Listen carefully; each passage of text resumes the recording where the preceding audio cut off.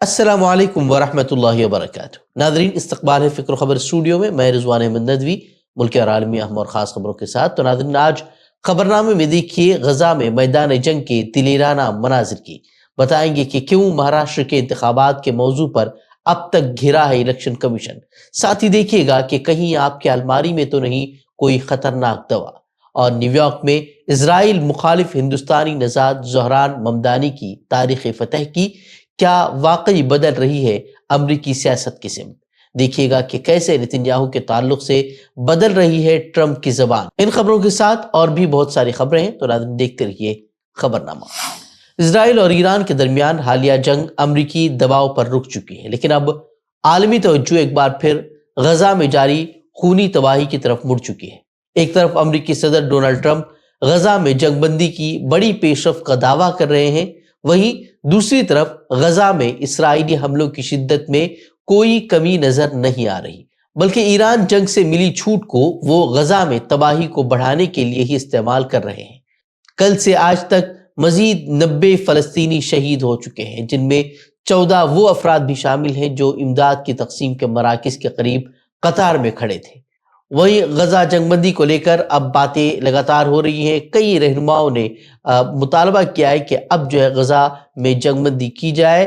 کئی رہنماؤں نے اس بات کو دہرایا ہے کہ جس طریقے سے ایران اور اسرائیل کے درمیان جنگ بندی ہو چکی ہے، غزہ میں جنگ بندی کا بھی وقت آ چکا ہے۔ وہی ڈونلڈ ٹرمپ نے نیدرلینڈ میں نیٹو اجلاس سے قبل دعویٰ کیا کہ غزہ میں جنگ بندی کے لیے زبردست پیش رفت ہو رہی ہے۔ بتایا جا رہا ہے کہ ایسی تجویز قطر اور مصر اور امریکہ کی طرف سے لائی جا رہی ہے، جس سے یہ جنگ جو ہے وہ ختم ہو سکتی ہے، حالانکہ اس کے تعلق سے کوئی تفصیلات جو ہے وہ سامنے نہیں آئی ہیں۔ وہیں ٹرمپ نے بتایا کہ ان کے خصوصی ایلچی وٹکوف نے انہیں بتایا کہ غزہ بہت قریب ہے، مگر زمینی حقیقت کیا ہے وہ یہی ہے کہ اس پیش رفت کی قیمت جو ہے اب بھی فلسطینی خون سے چکائی جا رہی ہے۔ ایسے میں سوال اٹھ رہا ہے کہ کیا امریکی صدر ڈونلڈ ٹرمپ اسرائیلی وزیر اعظم بنجامن نتنیاہو پر غزہ میں جنگ روکنے کے لیے دباؤ ڈال سکتے ہیں؟ وہی حالات کی بات کریں تو حماس نے کچھ ایسے مناظر پھر سے جاری کیے ہیں جو ان کی شجاعت اور خدا پر اعتماد کا جیتا جاگتا ثبوت ہے۔ بچوں اور معصوموں کے قاتلوں کو نقطہ صفر سے ٹینک پر چڑھ کر ایسی کاری ضرب انہوں نے لگائی ہے کہ ان کا گوشت اور لوہا ایک ساتھ گھل مل گیا ہے۔ سوشل میڈیا پر خود القسام نے ویڈیو جاری کی ہے، جسے یہاں یوٹیوب کی گائیڈ لائن کی وجہ سے دکھایا تو نہیں جا سکتا، لیکن سوشل میڈیا پر آپ یہ ویڈیوز دیکھ سکتے ہیں۔ القسام بریگیڈ کے ترجمان ابو عبیدہ نے بیان جاری کیا ہے۔ انہوں نے کہا کہ قابض اسرائیل کے فوجیوں کی جنازے اور لاشیں مستقل واقعہ بن جائیں گی جب تک یہ ظالم ریاست ہمارے مظلوم فلسطینی عوام پر اپنی جنگ اور درندگی جاری رکھے گی۔ اسرائیل میں اس کو لے کر شدید اب ناراضگی پائی جا رہی ہے، وہاں رونا دھونا چل رہا ہے کہ ان کے فوجی جو ہے وہ مارے جا رہے ہیں اور جنگ بندی کا مطالبہ لگاتار ہو رہا ہے، لیکن نتنیاہو کے لیے جیسا کہ ہم سبھی جانتے ہیں کہ اقتدار سب سے اہم ہے، اور یہی وجہ ہے کہ ایک مرتبہ پھر اس نے غزہ میں امداد کی ناکہ بندی کے دوران مزید سخت پابندیوں کے لیے راہیں تلاش کرنا شروع کر دی ہے۔ اور اسرائیل کو لے کر جو ٹرمپ کا بیانیہ ہے وہ بھی بدلتا ہوا نظر آ رہا ہے۔ وہ لگاتار ایسے بیانات دے رہے ہیں جس سے کہ اسرائیل کے خلاف ان کی جو غصہ ہے، ان کا جو غصہ ہے وہ صاف طور پر نظر آ رہا ہے۔ گزشتہ دنوں جب اسرائیل اور ایران کے درمیان جنگ بندی ہوئی تھی، اس کے بعد بھی انہوں نے اسے جم کر لتاڑ لگائی تھی، نتنیاہو کو سخت پھٹکارا تھا اور گندی گالیاں بھی انہوں نے دی تھی۔ اس کے بعد کل انہوں نے ایک اور بیان دیا جو ظاہر کرتا ہے کہ کس طریقے سے وہ اسرائیلی وزیر اعظم کو ہیومیلیٹ کر رہے ہیں۔ انہوں نے یہاں تک کہا کہ ایران کے جو ہتھیار تھے، جو بیلسٹک میزائل تھے، اس سے اسرائیل میں جو شدید نقصان ہوا ہے۔ ان کا جو لہجہ تھا وہ دیکھ کر آپ سمجھ سکتے ہیں کہ کس طرح کا رد عمل جو ہے وہ دے رہے ہیں اور کیا آگے جو ہے وہ ہونے والا ہے۔ Israel got hit very hard, especially the last couple of days. Israel was hit really hard. Those ballistic missiles, boy, they took out a lot of buildings. یہ بھی باتیں کہی جا رہی ہیں کہ اب جو رجیم چینج کا جو خواب اسرائیل نے ایران میں دیکھا تھا وہ کہیں اسرائیل میں ہی نہ ہو جائے۔ وہ اب سیاسی ماہرین اب یہ بھی کہہ رہے ہیں کہ ٹرمپ کو اب کسی دوسرے ملک جا کر وہاں کی جو رجیم ہے اسے چینج کرنے کی ضرورت نہیں ہے، بلکہ سب سے پہلے انہیں اسرائیل میں رجیم چینج کی ضرورت ہے، نتن یاہو کا تختہ پلٹنے کی انہیں ضرورت ہے۔ نظر بڑھتے ہیں ملک کی خبروں کی طرف۔ آل انڈیا کانگریس کمیٹی کے خصوصی تحقیقاتی گروپ ایگل نے الیکشن کمیشن آف انڈیا سے مطالبہ کیا ہے کہ مہاراشٹر اور ہریانہ اسمبلی انتخابات کے دوران پولنگ والے دن کی ویڈیو فوٹیج اور مہاراشٹر کی مشین ریڈیبل ووٹر لسٹ ایک ہفتے کے اندر فراہم کی جائے۔ کانگریس کا کہنا ہے کہ مہاراشٹر میں پولنگ کے دن شام 5 بجے کے بعد ووٹنگ میں غیر معمولی اضافہ ریکارڈ کیا گیا، جس سے سنگین شکوک و شبہات جنم لیتے ہیں۔ پارٹی نے یہ بھی دعویٰ کیا ہے کہ 2019 سے 2024 تک کوئی خاص رجحان نظر نہیں آیا، لیکن 2024 کے اسمبلی انتخابات میں ووٹر لسٹ میں اچانک بڑا اضافہ قابل تحقیق ہے۔ ایگل کے مطابق کمیشن ووٹر لسٹ جاری کرنے کے بجائے میڈیا بیانات سے اصل سوالات کو نظر انداز کر رہا ہے۔ وہی خط میں طنزیہ انداز میں سوال کیا گیا ہے کہ کیا واقعی کمیشن کے پاس ایسی کوئی فہرست موجود بھی ہے۔ کانگریس نے خبردار کیا ہے کہ اگر کمیشن نے یہ معلومات نہیں دی تو اسے جانبداری سمجھا جائے گا اور پارٹی اپنا آئندہ کا لائحہ عمل اسی بنیاد پر طے کرے گی۔ کل پارٹی صدر کھرگے نے بھی کہا تھا کہ الیکشن کمیشن کی ساکھ چوپٹ ہو چکی ہے۔ انہوں نے ای ڈی اور جانچ ایجنسیوں کا جس طریقے سے استعمال مودی حکومت کر رہی ہے اس کو لے کر بھی شدید تنقید کا نشانہ بنایا تھا۔ بتا دیں کہ راہل گاندھی اور کانگریس نے الیکشن کمیشن کے کردار پر براہ راست سوال اٹھا کر اسے عوامی سطح پر جواب دہ بنانے کی کوشش کی ہے۔ اگر یہ الزامات واقعی بے بنیاد ہیں تو کمیشن کو فوری اور شفاف جواب دینا چاہیے تاکہ جمہوری نظام پر سے اعتماد نہ اٹھ پائے۔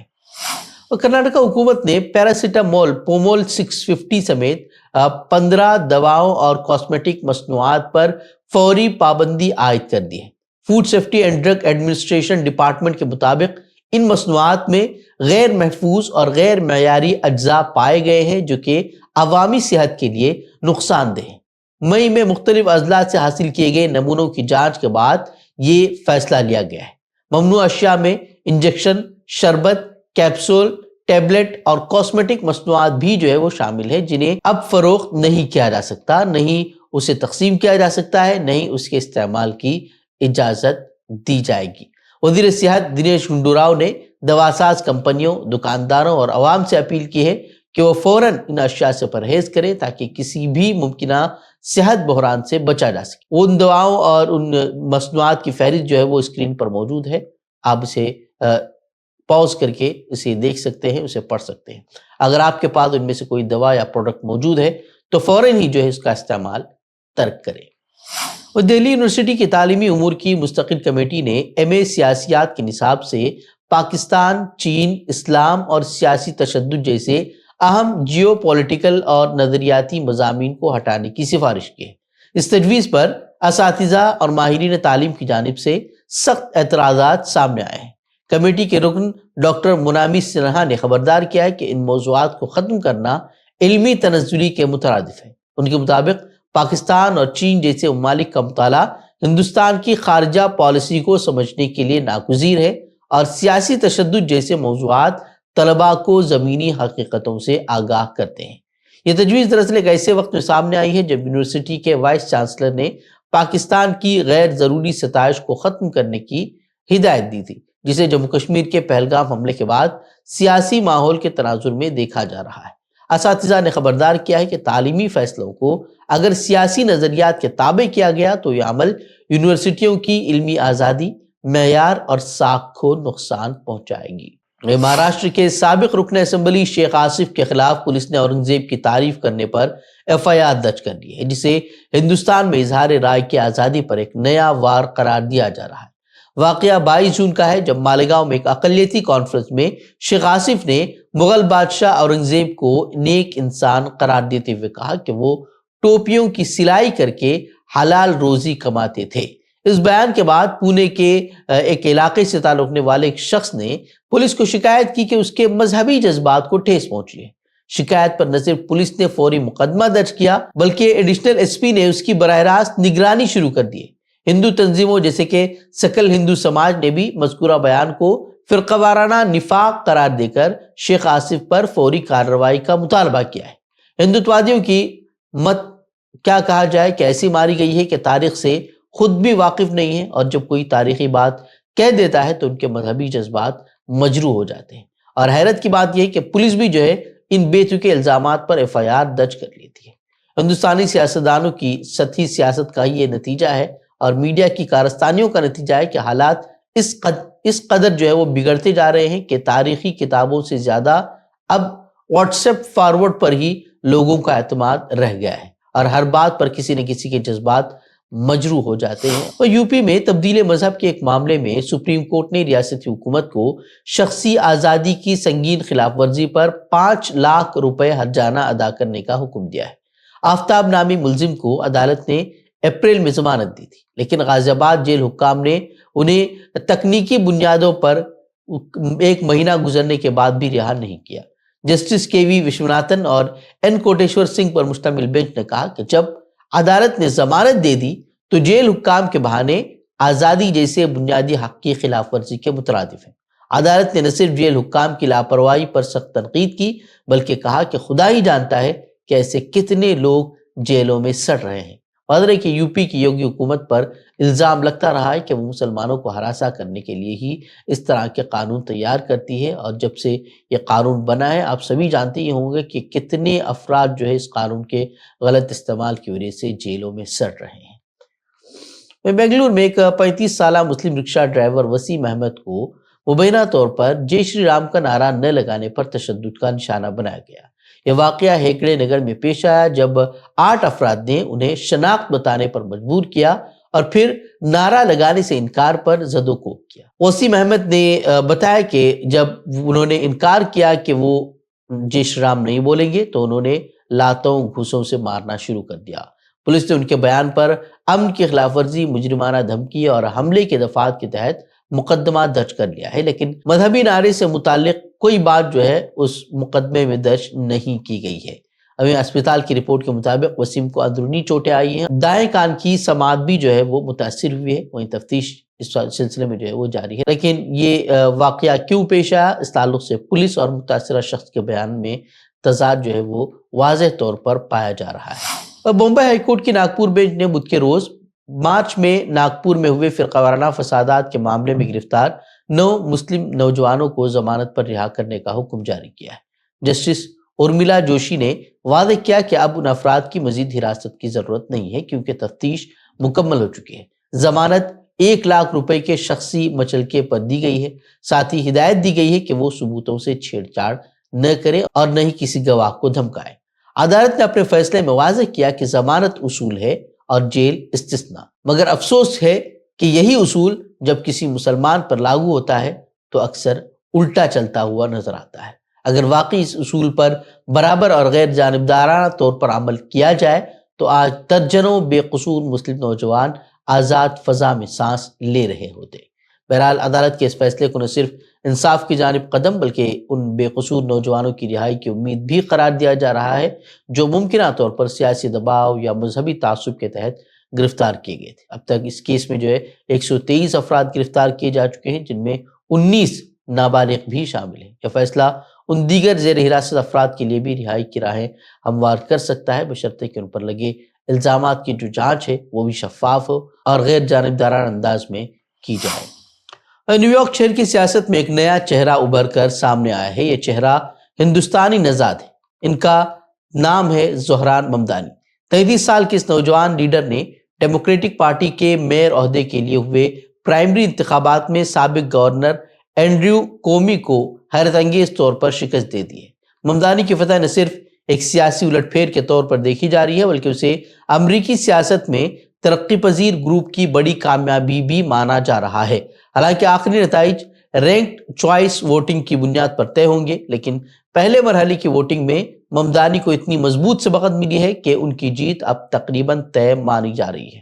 زہران ممدانی کی انتخابی تشہیر خاص طور سے عام لوگوں کے مسائل پر مرکوز رہی تھی۔